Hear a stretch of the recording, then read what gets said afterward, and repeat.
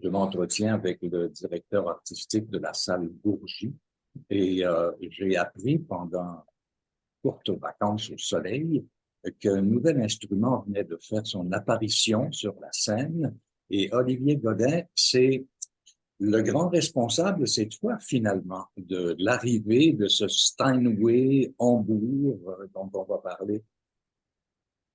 Ben, c'est en partie moi le responsable, c'est-à-dire que c'est une décision qui a été prise de concert avec ma collègue Caroline Louis, et puis c'est une acquisition de Pierre Bourgie, donc le président de notre conseil d'administration, pour bonifier encore notre collection d'instruments à la salle Bourgie. Alors, raconte, ce Hambourg a quoi de particulier? Est-ce que c'est sur le plan du son, de la couleur? C'est un piano qui est exceptionnel, puisqu'on l'a pris.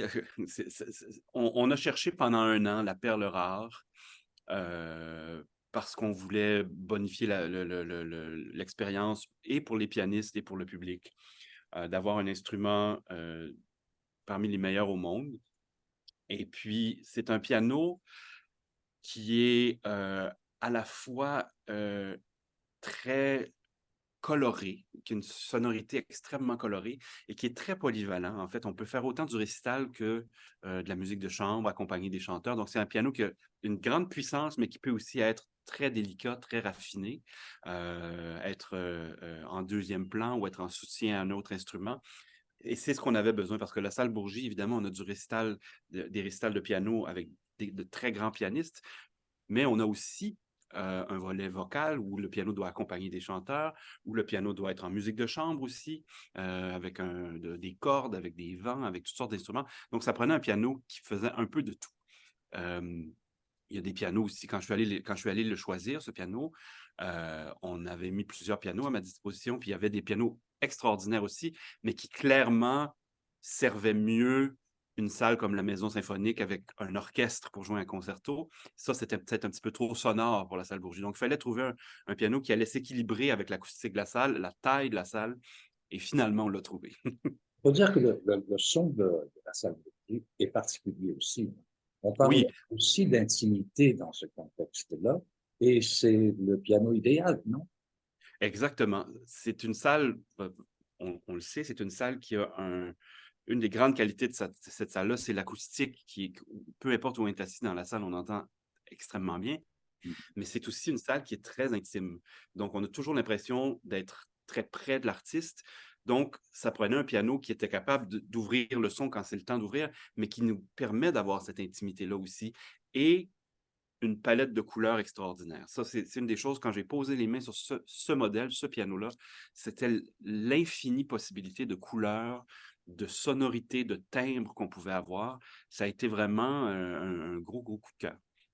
Alors, regardons l'instrument Oui. et j'imagine que vous n'êtes pas la seule salle au monde à pouvoir disposer de Non, Hambourg.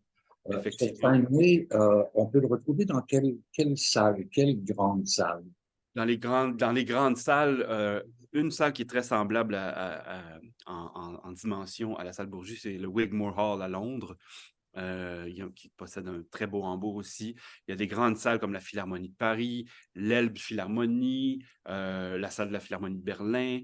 Il y a la Maison symphonique qui a un Hambourg aussi à Montréal. Et ce sont des pianos qui sont vraiment très recherchés par les grands pianistes. C'est un peu un gage de qualité quand un pianiste arrive dans une salle et qu'il y a un Steinway de Hambourg. Ça donne une certaine notoriété à la salle. Et c'est aussi le piano qui est la plus grande histoire à travers les grandes époques de la littérature de piano. Beaucoup des grands pianistes comme Rubinstein, Rachmaninoff, Horowitz jouaient sur des Steinway. Donc, c'est un peu une histoire d'amour avec cet instrument-là que la plupart des pianistes ont. Et ce modèle-là, particulièrement le D274, est un piano de la plus haute qualité possible. C'est un instrument d'une extrême précision mécanique, d'une grande qualité de facture. Voilà, on est très excités de Il est très pouvoir le... beau. C'est clair qu'il est vraiment très, très beau. Pourquoi l'appelle-t-on le D274? C'est son Bon, numéro de série ou quoi? c'est le numéro du modèle. Chaque piano a un numéro de série de 6 chiffres. Là, ça, chaque piano a son numéro. Le D274, c'est le modèle de Steinway, le grand modèle de concert, donc la taille. Et c'est un piano qui est euh, utilisé autant pour le récital que pour la musique de chambre, que pour les concertos avec orchestre. Il est vraiment très prisé dans le monde. C'est un piano aussi qui a eu beaucoup d'avancées technologiques au niveau de la mécanique, au niveau de la facture, au niveau, par exemple, il y a un nouveau système d'étouffoir sur les cordes. Hein, quand on utilise la pédale, les étouffoirs qui arrêtent et qui permettent au son de continuer. C'est un modèle qui bénéficie de ce système qui s'appelle Harmonic Damper, qui fait que peu importe à la vitesse à laquelle on arrête le son avec les étouffoirs, il n'y aura pas de petits buzz ou de petits zing de pédale à la fin. C'est terminé, ça, grâce à cette technologie-là. Souvent, ça c'est un truc de pianiste peut-être un peu, mais quand on finit un mouvement lent ou un beau dernier accord, puis qu'on lâche la pédale un peu trop lentement, des fois, on entend un petit zing. Et puis, grâce à ce système-là, cette nouvelle technologie-là, c'est terminé. On n'aura plus jamais ce problème-là. Donc, C'était là ma c'est un question, de des savoir, plus. ce piano qui a une grande histoire, quelles étaient les nouveautés, quelles étaient, bon, on est en 2023, mais puis Oui, au 19e siècle. Alors, oui, tu viens de répondre à ma question là-dessus. oui. Euh, Oui, puis la mécanique des pianos continue à s'améliorer. La réponse, il y a les facteurs de piano font toujours de la recherche maintenant assistée par ordinateur que la mécanique réponde au quart de tour à ce qu'on veut faire. Évidemment, les avancées technologiques sont moins visibles qu'autrefois quand on est passé du piano forte au piano moderne, au piano erreur, au piano. Mais ça continue d'évoluer. Hein. Ce n'est pas un monde qui est statique. Et puis, c'est vraiment quelque chose qui nous permet en tant que pianiste, d'aller encore plus loin dans nos interprétations, d'aller encore plus près de notre pensée. Donc, hein, parce que le piano, finalement, c'est l'instrument qui relie la pensée, le physique à la main et le son. Et puis donc, c'est toute cette mécanique-là qui est encore de plus en plus poussée pour que le lien entre la pensée et ce que le public entend soit direct. Est-ce qu'un jazzman serait heureux de jouer sur ce Oui, piano? oui, c'est un piano qui est très polyvalent. Un jazzman va être aussi heureux qu'un pianiste classique. Ça, c'est certain. Oui. Maintenant, Olivier, votre saison est amorcée, mais le piano n'était pas là. Le Non, piano arrive. Alors, vous avez sans doute pensé à des gens qui seraient excités de cette expérience de jouer sur ce tambour. effectivement, le piano a été trouvé, a été déniché au mois d'août à Madrid. Donc, on savait qu'on ne l'aurait pas pour le tout début de la saison, mais quand même, on est encore assez en amont dans la saison. Et puis, on a plusieurs concerts, en fait, qui s'en viennent où on va faire une belle semaine d'inauguration du piano. Demain, on commence demain. Ça va être le premier concert avec les duettistes Sandra Murray et Claire Ouellette. Donc, c'est des Québécoises qui vont inaugurer notre piano. En fait, on va entendre l'ancien et le nouveau piano parce que ça va être un concert à 2 pianos. Donc, on va entendre notre ancien Steinway de New York et le nouveau Hambourg, donc les deux frères ensemble. Et puis, à partir du 2, ça sera du piano solo. Donc, on a le grand Christian Blackshaw qui vient terminer son intégrale des sonates de Mozart le 2 novembre. Donc, là, on va pouvoir entendre justement le raffinement, la qualité tout à fait intime du piano dans les sonates de Mozart. Le 5 novembre, dimanche, donc c'est Pierre-Laurent Aymard, un grand pianiste français, qui vient clore notre festival Ligeti avec un programme tout à fait extraordinaire où il mélange du Ligeti avec du Beethoven, du Chopin, du Debussy. Et nous, on va entendre vraiment une palette tout à fait éclatée du piano, de la musique contemporaine, mais de la musique de Debussy, la musique romantique de Chopin. On va vraiment entendre toutes sortes de sonorités de ce piano-là.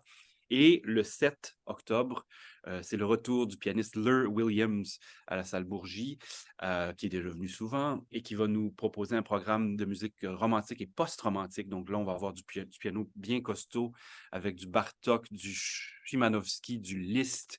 On va avoir vraiment là, une palette très, très, très expressive du piano. Donc, c'est vraiment plusieurs concerts qui vont le mettre dans toutes sortes de circonstances différentes, de timbres et de couleurs différentes. Je pense qu'on va vraiment pouvoir admirer les sonorités du piano.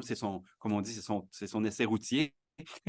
Pour moi qu'il l'ait joué là-bas, qu'il l'ait joué à Montréal, mais là, de l'entendre dans la salle, c'est toujours l'expérience, le test ultime, là.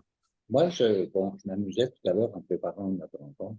Est-ce que j'inviterais d'abord Louis Lortie ou André Laplante à toucher le piano, le premier? Oh! Je dirais les deux. Les deux. Les deux.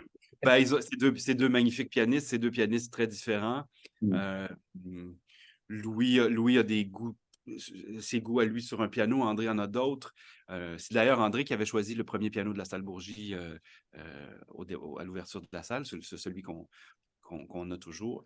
Donc, non, j'irai pas dans un ordre particulier, mais je suis évidemment, on va être à l'écoute des commentaires des grands pianistes cette année qui vont venir écouter. Hamelin Saint-Saëns est aussi très, Ah oui, oui, oui, oui, oui. Oui, effectivement. absolument. Et Ah, puis, évidemment, un piano comme ça, un instrument, c'est tellement personnel. J'ose espérer qu'il va plaire au plus grand nombre de pianistes possible.